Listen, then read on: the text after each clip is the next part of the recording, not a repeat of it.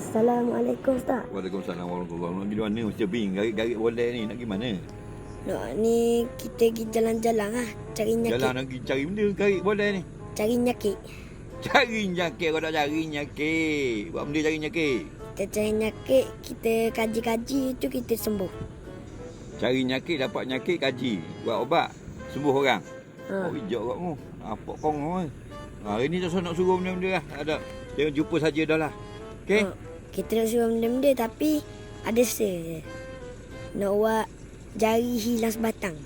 Kamu suruh benda-benda, nak suruh buat jari hilang sebatang pula. Belik molek mu ni.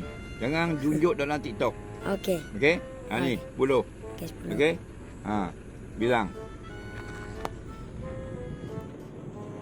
1, 2, 3, 4, 5, 6, 7, 8, 9. Ha, kali lagi. Sekejap.